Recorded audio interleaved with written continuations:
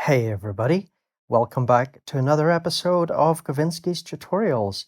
And today I'm taking a look at Overdrive Synth, which sounds really great even though this interface may not look very exciting.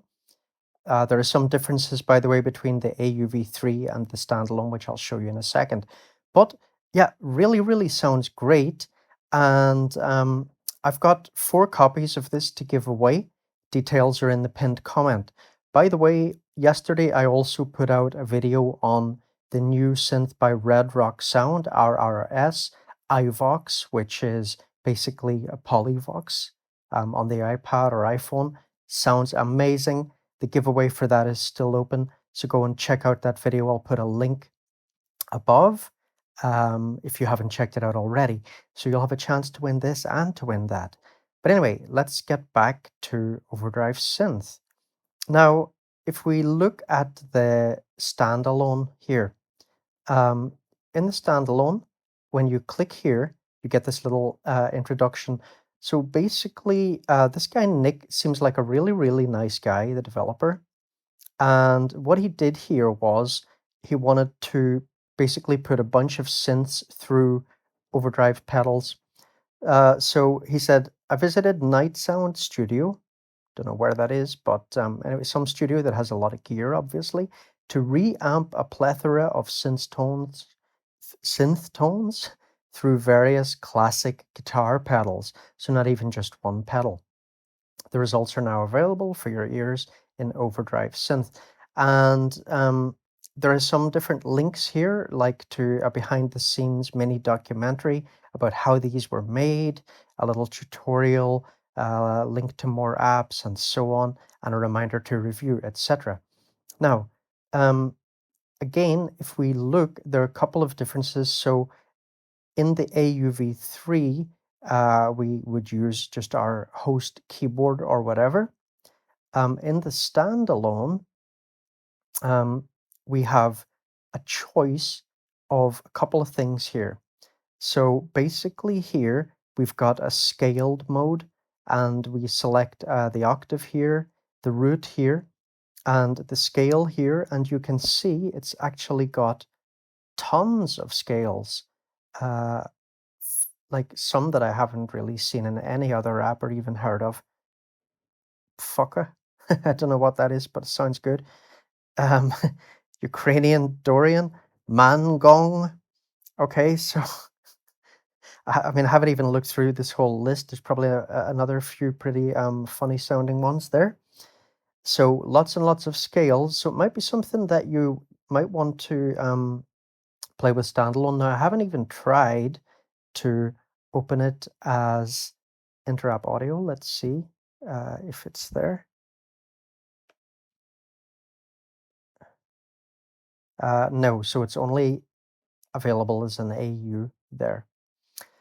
Anyway, so we've got this scale mode, and then we've just got a normal piano keyboard, and we can, change the range and so on, transpose.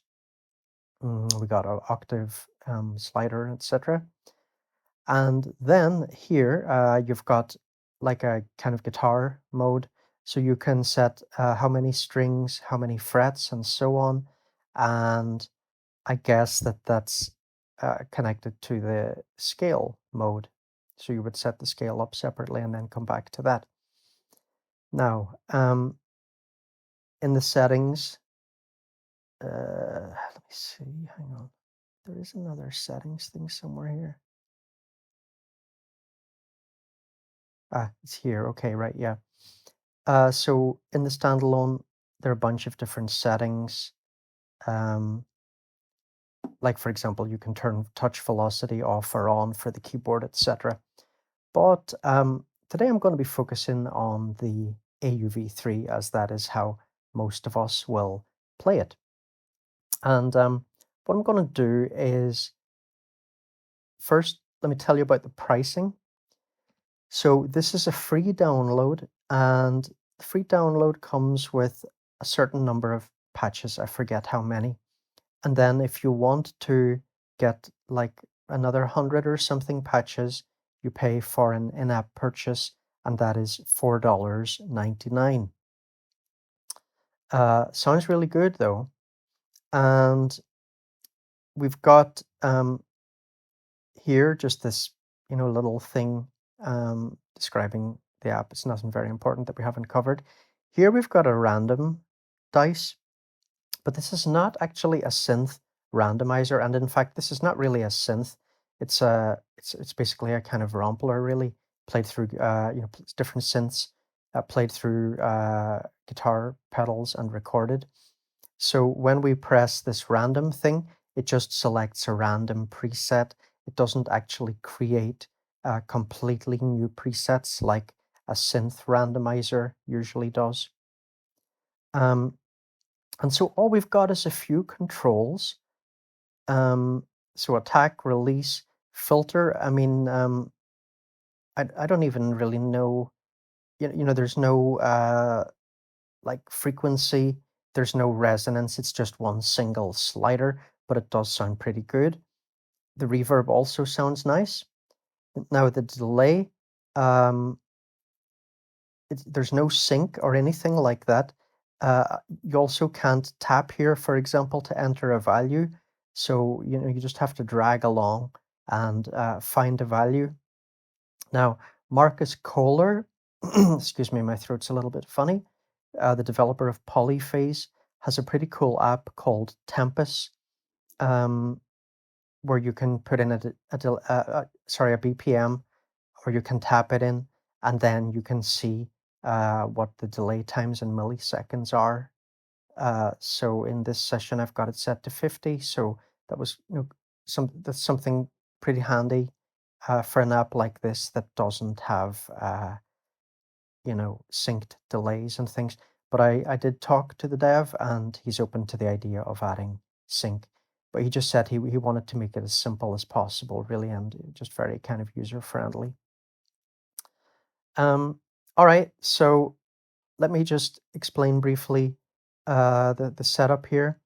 So I took an instance of Uda by Ryan Robinson, aka Audio Symmetric, and I recorded into that from Piano Motifs, which is now an AUV3, and I'll probably make a video on that soon. Brilliant app. So I took a piano motif and I recorded that into Uda, a bunch of different steps in there, and then I copied that instance of Uda by using the AUM function select, and then press in an empty slot, and oh, hang on, let me try that again. Okay, select, right, I didn't select it. Copy here, okay? So I just copied another instance, and I played around with these a little bit, and I got all kinds of different stuff going on here with Uda, different tempos for the voices, different rules that they're following. Some are playing the lowest note, some are going down, some are playing random, etc., etc. Played around with the probability of notes, etc., etc. So then I put those two instances of Uda into Mosaic apply swing script, which can be downloaded from patch storage, and just to add a little bit of swing to it. And so the routing matrix for that looks like this. So you can take a screenshot of that if you need to. So one thing, things are not, well, they're kind of laid out in a sort of order, but sometimes there's sort of weird things, like there's, you know, a couple of basses and then a marimba and then basses again. So another thing I would suggest is maybe have some sub menus, menu for leads, menu for basses, etc. What I'm going to do here is I'm going to go through the kind of pads, plucks, and leads, etc., using these UDAs going through Mosaic. And then if I come to a bass, I'm just gonna skip it, and then I'll come back and do the basses again with an instance of Rosetta Bassline from the Rosetta suite, which I have done 2 videos on and contains about 10 different brilliant MIDI apps. All right, anyway, enough chat. Let's get started.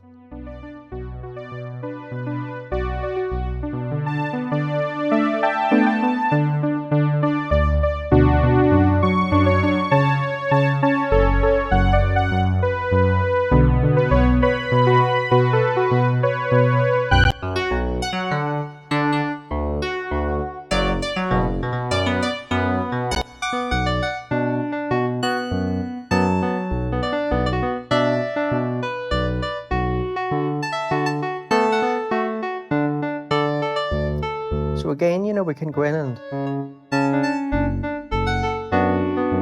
we do have some amount of control.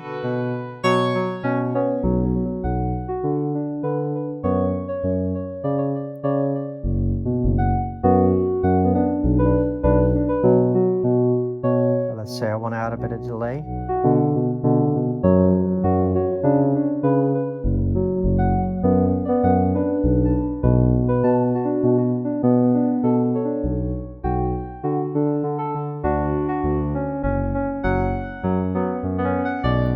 Right, so even though it's not not really a synth, you do have control over some parameters. And it sounds great. Okay, I'll come back to the basses later.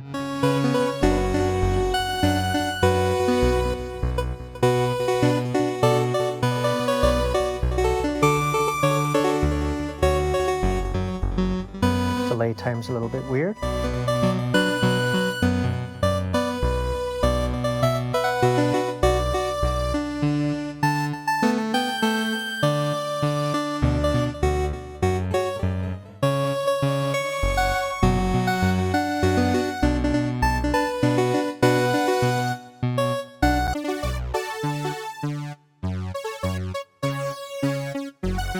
Really fat.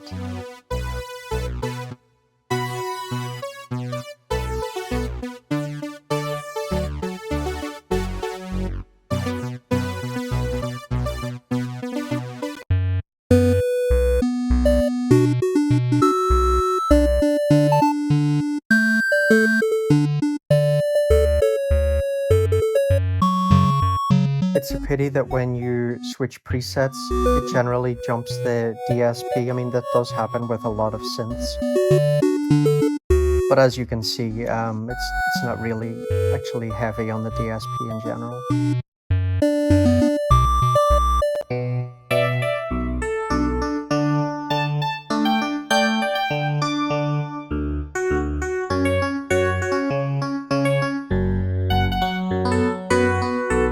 I love the sounds in this.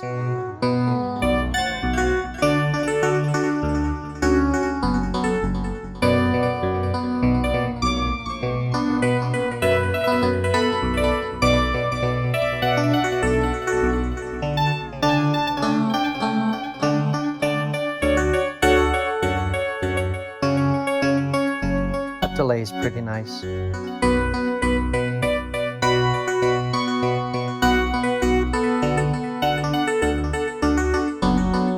Again, though, everything very simple. For example, there's no delay level.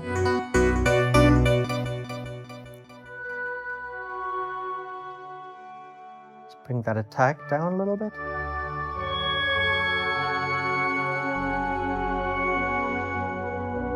Bring that filter down a little.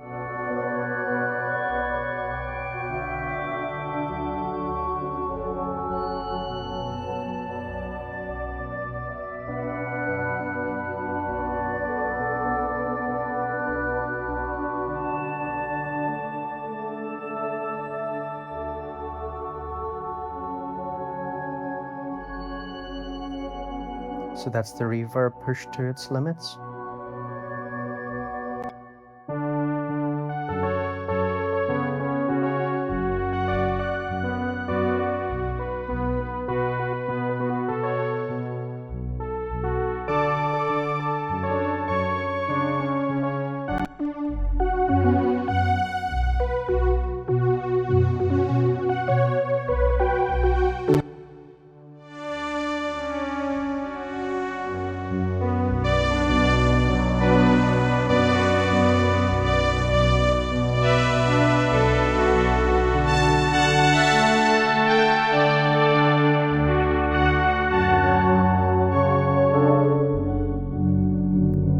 By the way, parameters are exposed, so quite nice to modulate something like the filter on this with an LFO.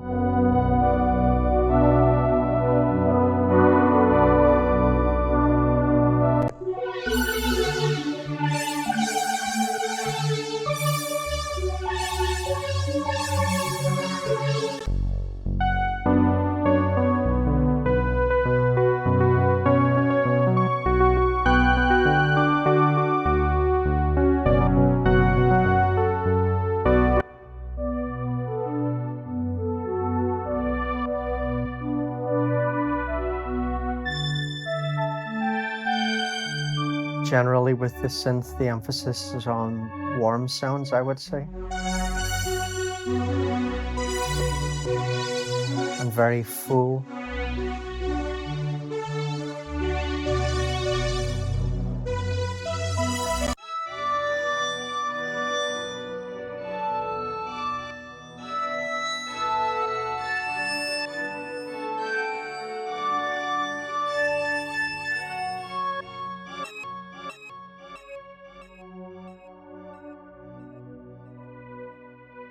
It's pretty cool.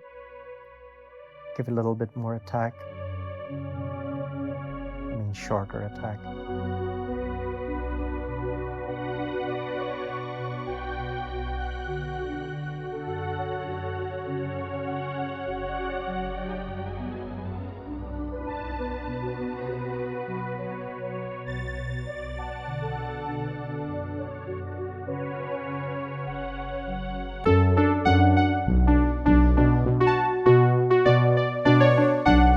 Beautiful.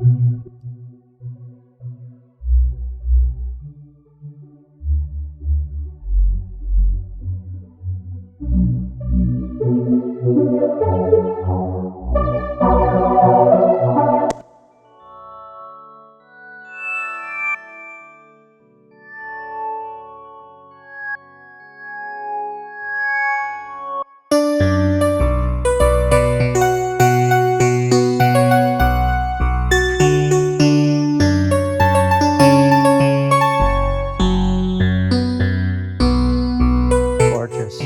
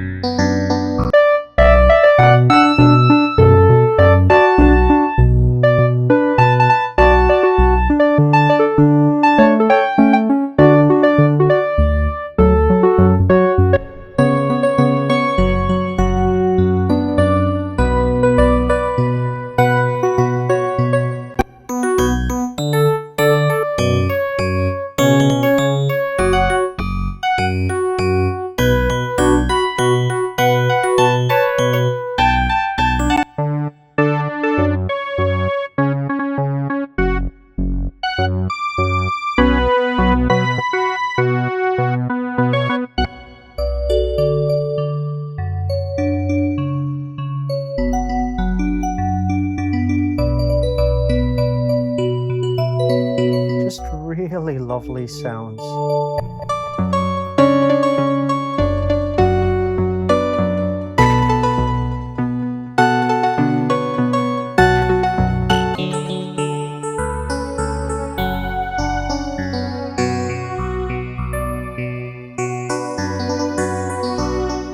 And so, of course, remember that, even though it's very limited in terms of effects and stuff, I mean, first of all, the sounds are so rich, they don't really need much. Secondly, just use external effects if you want to play around with things more.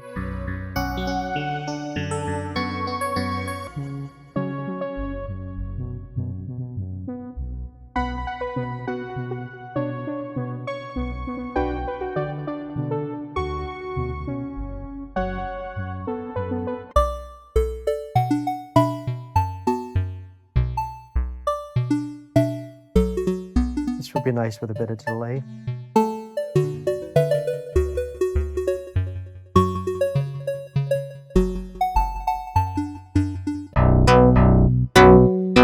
Okay, so we're getting into some basses here, it looks like.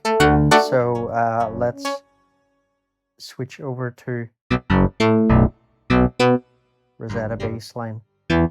And again, maybe there's going to be the odd thing in here like that marimba that isn't really a bass. Anyway.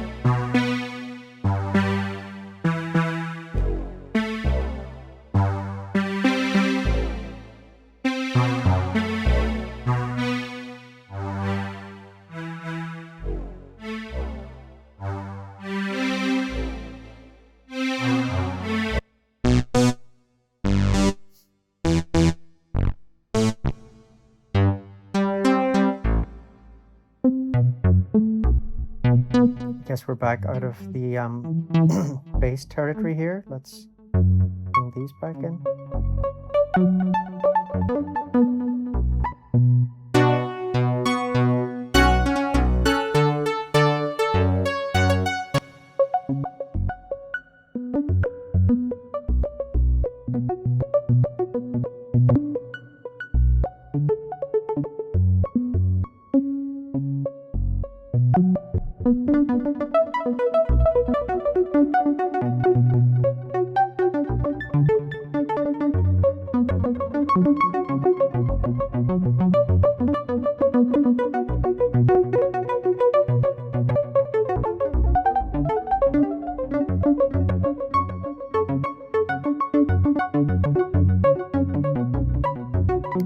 So there's a maximum delay time of 1 second. But again, you can use external delays.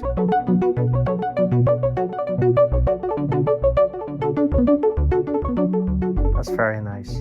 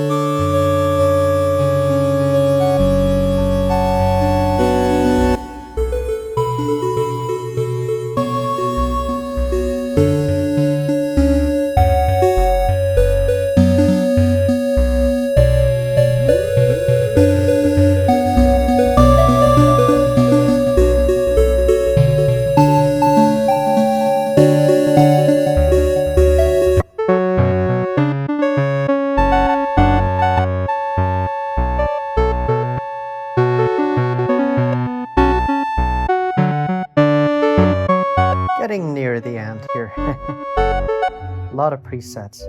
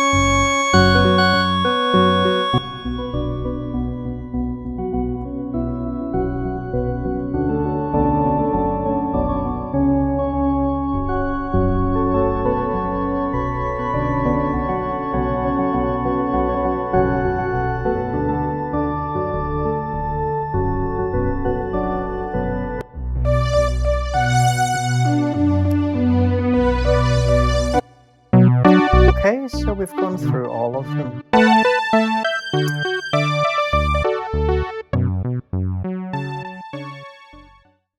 So, I don't know about you, but I think these are really quality sounds. Um, as I say, it could do with a few tweaks. I mean, and the dev is open to the idea of, by the way, having a separate filter frequency and resonance. But I also understand his concept in, just wanting to create beautiful sounding instruments and make this as simple as possible for people. Mm, I think the really, really nice thing about it is, like he said, he went into this studio, presumably got access to God knows what kinds of gear. Um, and even like boutique guitar pedals can cost, $500 a pop. Those Chase Bliss things and stuff like that. So I'd imagine, all together here, if you wanted to make all these sounds yourself and bought all the equipment for it, I'm sure it'd be going into the tens of thousands of dollars. And instead, here you're getting a free app with a couple of sounds, maybe I can't remember, 10, 15, something like that. And then the in-app purchase to buy the rest. Um, just beautiful sounding.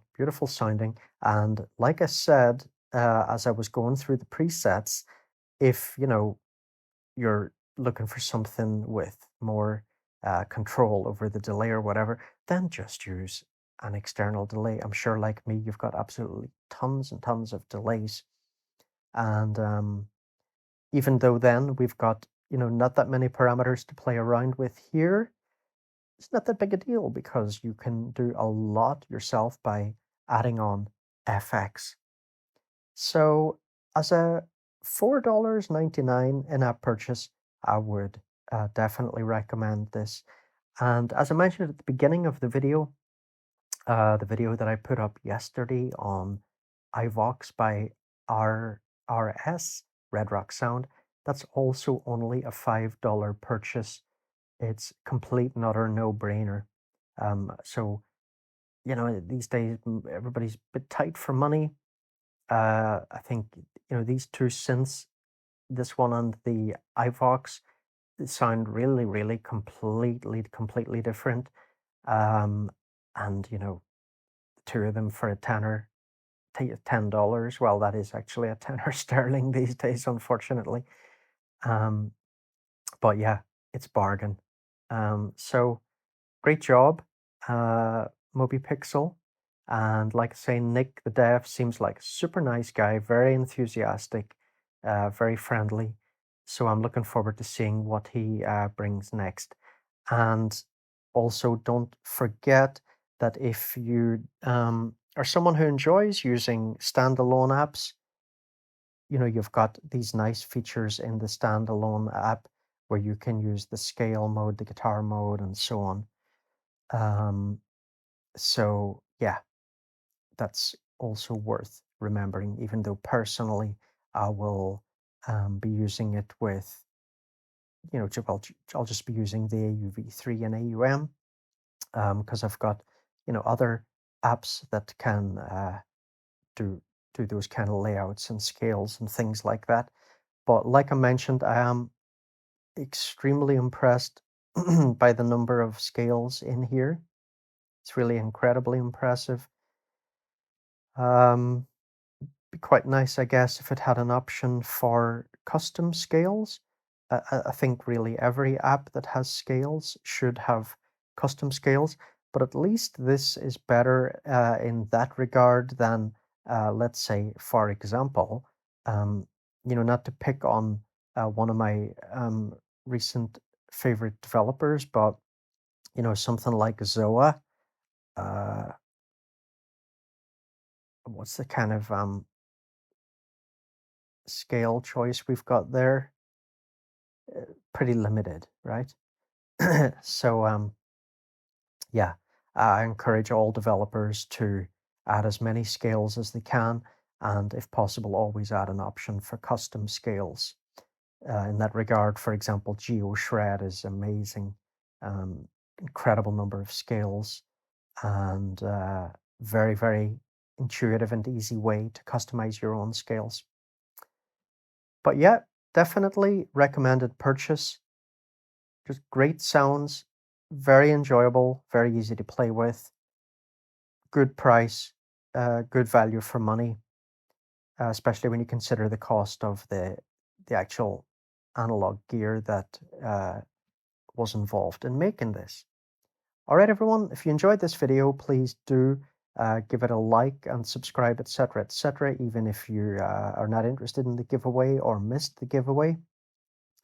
I generally bring out a couple of videos per week, sometimes a bit more, sometimes a bit less, and they usually have giveaways going with them. So I do think the channel is worth subscribing to and hitting that all bell. And don't forget as well that donations are also really greatly appreciated. My YouTube income for the last 28 days is like $65. So, you know, yeah, YouTube doesn't really cut it for the amount of work that's involved. But I mean, of course, I love it as well. Still, it's really, really nice to get donations from people either through PayPal or in YouTube. Just above the subscribe thing, you may see that there's super thanks button. So you can also use that to give donations via YouTube. And anybody who donates via PayPal, for example, I always write to them and thank them because I really, really am extremely grateful. Not even just for the money, but just for the fact that people are recognizing the work involved and showing their appreciation. It's really nice. So anyway, hope you enjoyed the video and see you in the next one, everyone. Take it easy.